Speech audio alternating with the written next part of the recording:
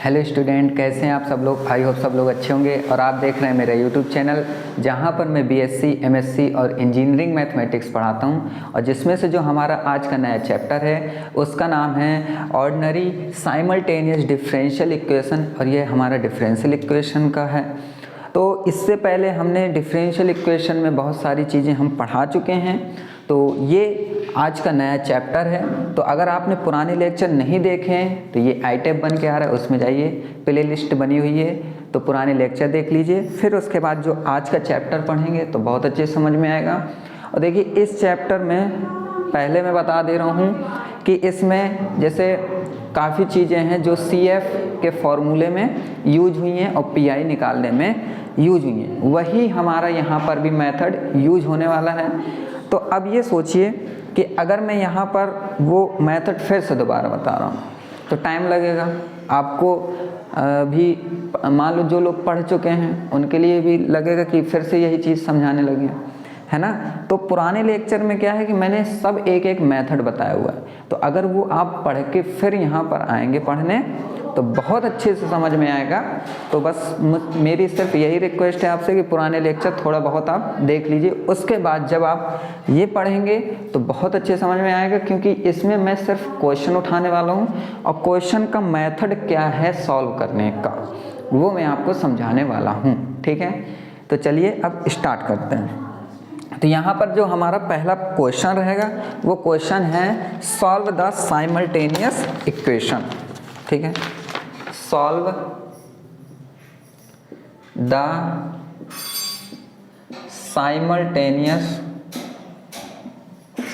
Simultaneous equation, ठीक। फिर यहाँ पर इक्वेशन देंगे dx/dt -7x + y = 0, dy/dt -2x - 5y = 0, ठीक है। तो ये हमारा सिंपल सा सवाल है, पहला सवाल है। और यहाँ पर जैसे एग्ज़ाम में आएगा तो आपको पता कैसे चलेगा कि हमें यही मेथड लगाना है, तो यहाँ पर पहले से ही बोल देंगे कि द साइमल्टेनियस इक्वेशन इज़, ठीक है। और फिर उसके बाद ये क्वेश्चन दे देंगे। देखिए, इसमें सिंपल सा करना क्या है, सबसे पहले मैं यहाँ पर सीधे यहाँ पर सॉल्व डाल देता हूँ और ये हमारा सॉल्व के अंदर ही ये इक्वेशन होंगे। अब यहाँ पर इस इक्वेशन को करना क्या है कि यहाँ पर आपको पहले से ही बता चुका था मैं कि d/dx हो या d/dt हो, कुछ भी हो, ठीक है, सिर्फ होना चाहिए ये ऑपरेटर, ठीक है, चाहे वो x का हो चाहे वो t का हो। इसको हम कैपिटल D से डिनोट करते हैं, ये याद रखिएगा। तो यहाँ पर d/dt हो जाएगा d, और फिर ये x लगा है -7x + y = 0, क्लियर। अब यहाँ दोनों से आप x कॉमन ले लो तो ये हो जाएगा d -7 ब्रैकेट फिर x + y = 0। इसको इक्वेशन हम मान लेंगे फर्स्ट, क्लियर। ऐसे ही इसको भी यहीं सॉल्व कर लेंगे तो ये हो जाएगा d/dt क्या है, capital D, y -2x - 5y = 0। अब देखिए ये और ये है, तो अगर इन दोनों से मैं y कॉमन ले रहा हूँ तो d -5 फिर y -2x = 0। इसको इक्वेशन हम मान लेंगे सेकेंड।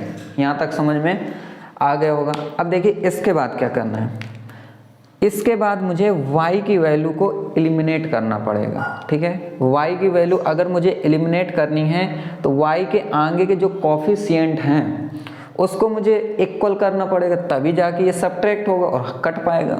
तो यहाँ पर y तो सिर्फ 1 है और यहाँ y कितना है, d -5 है। तो मैं क्या करता हूँ, इक्वेशन फर्स्ट में d -5 का मल्टीप्लाई कर दूंगा, फिर उसके बाद सब्ट्रैक्ट कर दूंगा। तो मैं यहाँ डायरेक्ट लिखूंगा, क्या लिखूंगा कि multiplying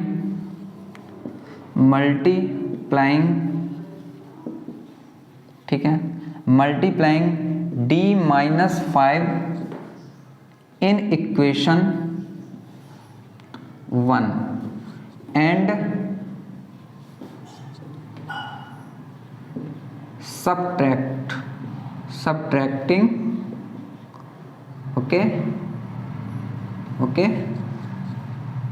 subtracting equation first and second, ठीक है, equation first in equation second. Clear, ये चीज़ समझ में आ गई। अब देखिए अगर मैं d-5 मल्टीप्लाई करूँगा इक्वेशन इसमें, तो कुछ मेरा ये बन जाएगा कितना, d-7 और d-5। क्लियर है, और ये x, ये तो हमारा क्या हो गया, कट जाएगा। चलो मैं करके भी दिखा देता हूँ, ठीक है। d-5y इक्वल टू 0, और ये क्या है, तो x की वैल्यू पहले रख लो 2x, फिर प्लस d-5y इक्वल टू 0। अब यहाँ सब्ट्रैक्ट करते हैं तो ये पॉजिटिव हो जाएगा, ये नेगेटिव, तो इससे हमारा ये कट जाएगा, तो ये कितना आएगा, d-7 d-5x और ये positive plus 2x equal to 0। यहाँ तक आपको समझ में आ गया होगा। अब क्या करने वाले हैं, हम यहाँ से x कॉमन लेने वाले हैं और इन दोनों का मल्टीप्लाई करने वाले हैं, तो ये हो जाएगा d² minus 5d minus 7d और माइनस माइनस प्लस 35 और ये प्लस 2 बचेगा, ये ब्रैकेट लगेगा और फिर इसके बाद बाहर x लग जाएगा इक्वल टू 0। अब आप देखोगे तो ये कितना हो जाएगा, d² माइनस 12d प्लस 37, ठीक है, और ये इंटू x इक्वल टू 0। यहाँ तक आपको समझ में आ गए होगा। इसको इक्वेशन हम मान लेंगे कितना, 3rd, ठीक है। अब यहाँ पर हमें लगाना है एक्सिलरी इक्वेशन। एक्सिलरी इक्वेशन क्या होती है, तो वहाँ पर हम क्या करते हैं, d की जगह m लिख देते हैं, तो लिख देंगे पहले यहाँ by axillary equation, by axillary equation, ठीक है। तो ये हो जाएगा m² माइनस 12m और प्लस 37 इक्वल टू 0। देखिए जब इसका फैक्टर करते हैं तो अगर फैक्टर नहीं होता है तो यहाँ पर हम धराचार मेथड लगाते हैं, ठीक है। तो यहाँ पर अगर आप वैल्यू पहले फॉर्मूला रखोगे फिर सॉल्व करोगे, तो आप क्या करना, ऐसे क्वेश्चंस में बहुत छोटी छोटी चीज़ें हम यहाँ पर शो नहीं करते हैं, वो हम रफली करते हैं, फिर यहाँ पर सीधे सीधे फैक्टर रख देते हैं। तो जब आप इसको करोगे तो देखिए मैं तो आपको समझाने के तौर पे कर रहा हूँ, तो मुझे तो यहाँ दिखाना है, लेकिन जब आप एग्जाम में करना तो वहाँ यहाँ पर श्रीधराचार्य मेथड लगाने मत लगना, वो रफली ही करना, ठीक है। लेकिन मैं यहाँ पर कर देता हूँ आपको दिखाने के लिए। तो यहाँ होता है m equal to minus B plus minus under root b² minus 4ac upon 2a। Clear. तो यहाँ पर b की वैल्यू क्या होती है, ये a की वैल्यू क्या होती है, इसके आगे का कॉफिशिएंट, और c ये होता है। तो इसके आगे का m के आगे का कॉफिशिएंट पॉजिटिव होते हैं सब, अगर नेगेटिव है तो हम नेगेटिव टर्म्स में ही लेंगे। तो a इक्वल टू 1 होगा, b इक्वल टू माइनस 12 होगा और c इक्वल टू 37 होगा। यहाँ रख देते हैं, तो देखिए minus minus plus 12 plus minus b² 144 आ जाएगा, फिर माइनस 4ac।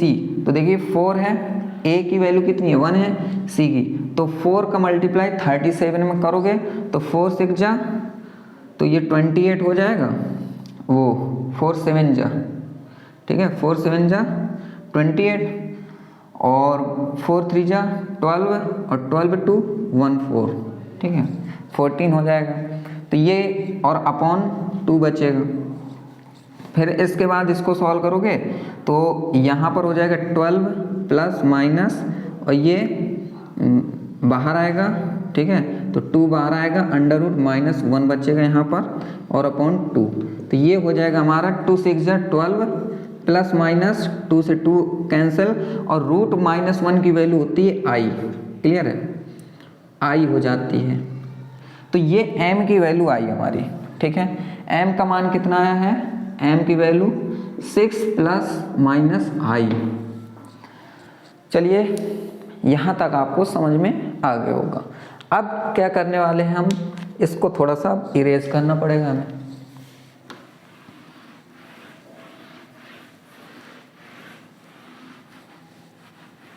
अब देखते हैं, तो m की वैल्यू हो गई। अब यहाँ पर फॉर्मूला लगाते हैं, तो देखिए CF निकालते हैं हम। यहाँ पर CF की जगह x बोल देंगे। x इज इक्वल टू, इसका हमने बता चुके हैं पहले कि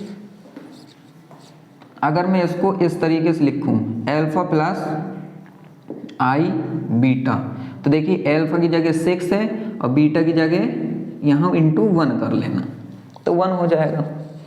तो यहाँ पर फॉर्मूला जो होता है CF वाला वो क्या होता है, तो जब इस तरीके से e की पावर अल्फा t, फिर यहाँ पर देखिए t का फंक्शन है इसलिए t लिख रहे हैं, और यहाँ हो जाएगा C1 cos t plus C2 sin t।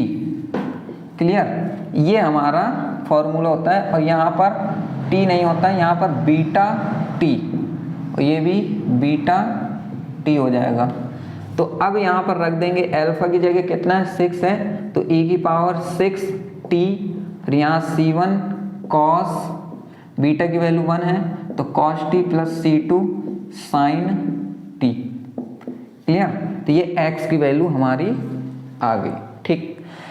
अब हम क्या करने वाले हैं यहाँ पर, कि यहाँ पर जब शुरुआत में आपने देखा था तो dx upon dt is equal to value दी हुई थी, है ना, तो इसको हमने इस तरीके से लिख लिया था। अब मुझे यहाँ पर dx जैसा दिया होता उतने बार ही हमें यहाँ पर डिफ्रेंशिएट कराना पड़ता है।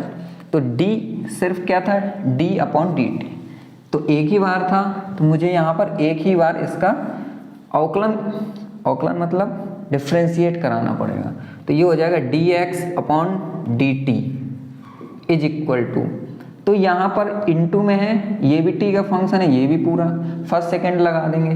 तो हम यहाँ पर लिख सकते हैं कि ये ऐसे ही रहेगा, C1 cos t plus C2 sin t, ठीक है।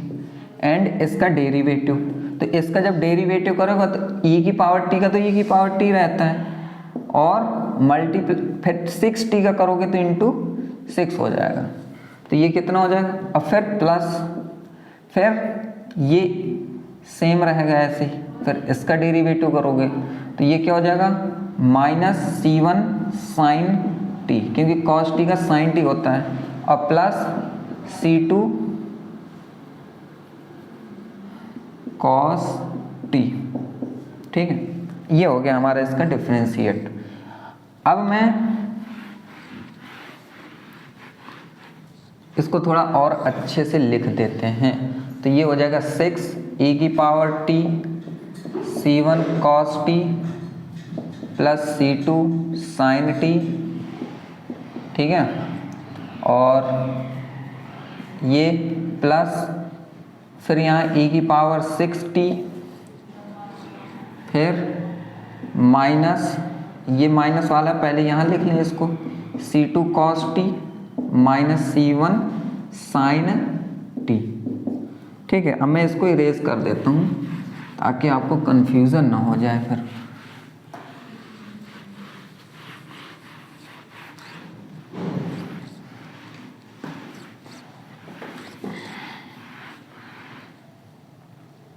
अब देखिए इसके बाद क्या करना है, ये हमारी dx अपॉन dt की वैल्यू हो गई।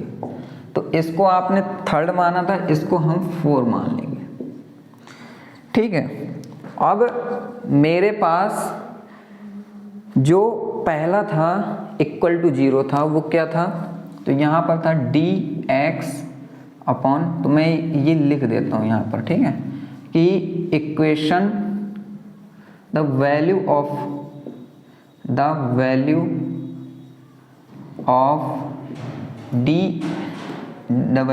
x कॉमा या x and dx upon dt putting, ठीक है, putting in equation first. Equation first क्या थी, तो वो ये थी कि यहाँ पर लिखा हुआ था डी, ठीक है, डी एक्स ये लिखा हुआ था, फिर प्लस और यहाँ लिखा था 2x लिखा था, ठीक है, और प्लस y इक्वल टू 0 ये लिखा हुआ था कि 7 लिखा हुआ था, d माइनस 7 लिखा हुआ था यहाँ पर, ठीक है, यहाँ पर 7x लिखा हुआ था और ये माइनस का था। बाकी मैं एक बार क्वेश्चन देख लेता हूँ।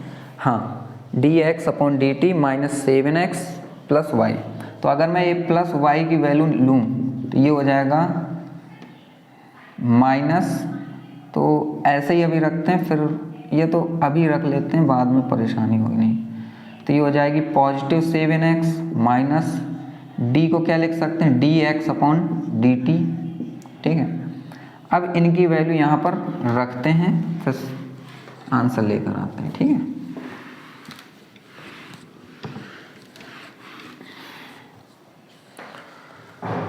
तो ये हो जाएगा 7, x की वैल्यू कितनी है, ये है, तो ये मल्टीप्लाई हो जाएगा e की पावर 6t, फिर c1 cos t plus c2 sin t, clear, यहाँ तक हो गया।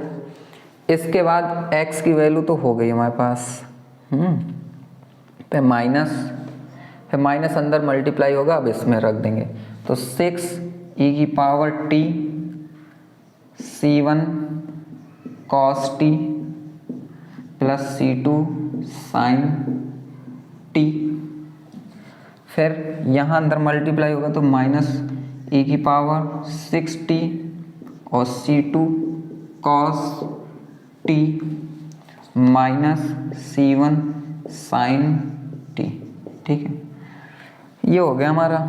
तो ये y की वैल्यू आई है हमारी, ठीक है, ये y इज इक्वल टू ये आ गया है।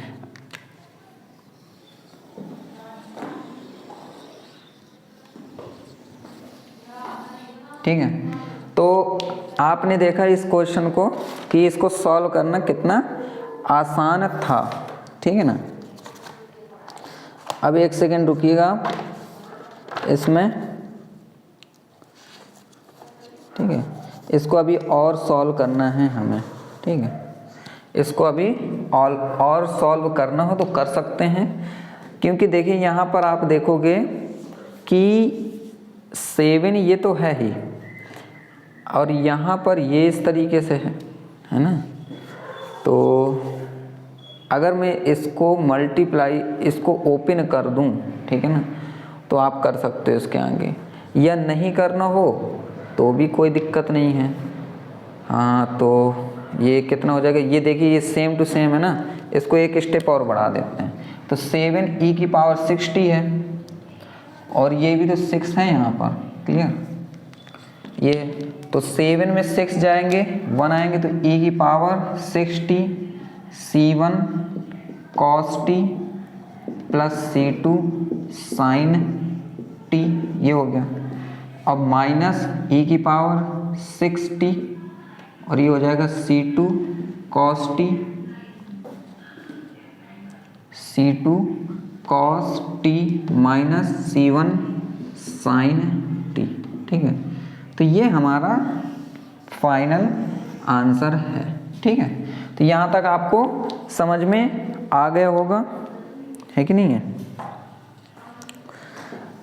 अब इसके बाद इतना ही है, इसके आगे भी अगर आप करना चाहो तो इसका मल्टीप्लाई इसमें, फिर इसका मल्टीप्लाई इसमें, और ऐसे इसमें मल्टीप्लाई कर सकते हो, ठीक है, तो वो आ जाएगा, ठीक है। बाकी मुझे तो नहीं लगता है कि इसमें आगे करने की ज़रूरत है, ठीक है, लेकिन अगर करना चाहो तो कर सकते हैं। तो ये देखिए, ये ठीक है, चलो। तो मिलेंगे अब नेक्स्ट लेक्चर में। नेक्स्ट लेक्चर में कल नया क्वेश्चंस लेके आऊँगा जो एग्ज़ाम में अक्सर पूछा जाता है। तो पहले तो इस क्वेश्चन की आप प्रैक्टिस करो, इसके अदर क्वेश्चंस की प्रैक्टिस करो, फिर उसके बाद नया स्टेप नया, क्योंकि उसमें देखिए अभी तो हमने सिर्फ dx/dt की लेके आए। अगला जो क्वेश्चंस होंगे उसमें d2x/dt² होंगे, उसमें पावर बढ़ती होंगी, तो उसके क्वेश्चंस अलग लेवल के होते हैं। फिर इसी में ही और भी बहुत सारी चीज़ें होती हैं। तो चलिए आज के लिए इतना ही, मिलेंगे नेक्स्ट लेक्चर में, तब तक के लिए खुश रहिए and thank you very much and good bye.